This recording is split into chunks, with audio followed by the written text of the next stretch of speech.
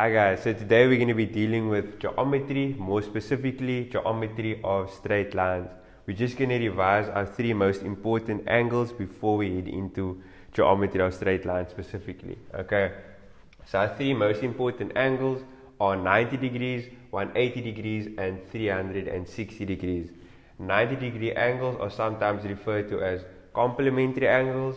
180-degree angles are sometimes referred to as supplementary angles, and 360-degree angles are commonly known as a revolution as well. Okay, then if we're looking at our geometry reasons in specific, if we're dealing with a 90-degree angle or we're trying to prove something that's equal to 90 degrees, the reason we'll use is angles in a right angle. Okay, if we're looking at 180 degrees, we're going to be using the reason angles on a straight line. Okay, and lastly, if we're looking at 360 degrees, there are two acceptable reasons, and the one is angles in a revolution and also angles around a point. Okay, so we're just going to head into a few examples just so that we can see how we're going to use our reasons in application when we're dealing with a question. Okay, looking at our first example over here, you can see they've given us the symbol that indicates that we are dealing with a right angle. Okay, so if we are going to be proving for x or trying to find x, we're going to say x plus 40 degrees is equal to 90 degrees. Okay, and then for our reason, remember we said we're going to say angles in a right angle.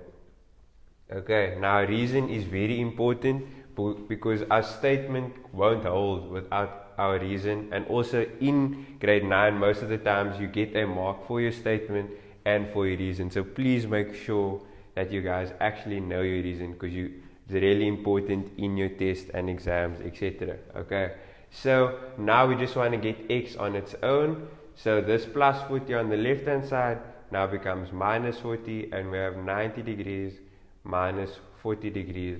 Okay, and therefore x is equal to 50 degrees. Okay, and we've proven it because now if you say 50 plus 40 degrees, you get 90 degrees. Okay, so that's example number one. Example number two, as you can see over here, we have a straight line. Okay, and we know from our introduction video that angles on a straight line is equal to 180 degrees. So once again, we're going to say x plus 111 degrees is now equal to 180 degrees. And once again, our reasons are very important. So for this reason, we're going to say angles in a straight line.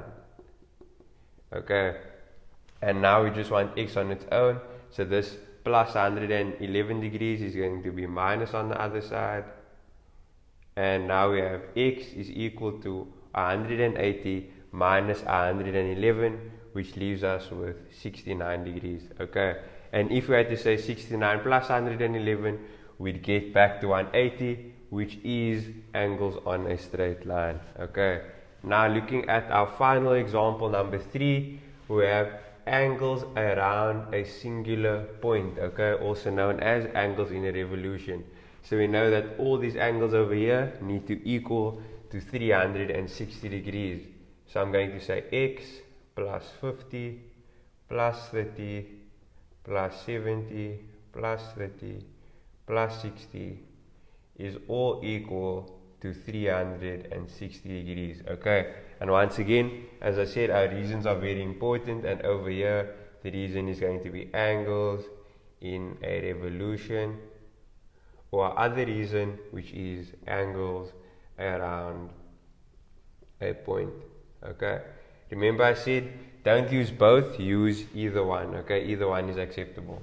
And now I'm going to say x is equal to 360 minus all of that over there, and that is going to be minus 50 minus 30 minus 70 minus 30 minus 60.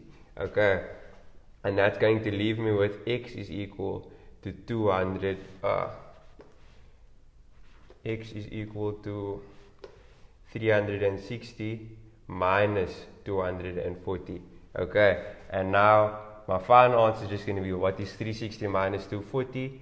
140 degrees.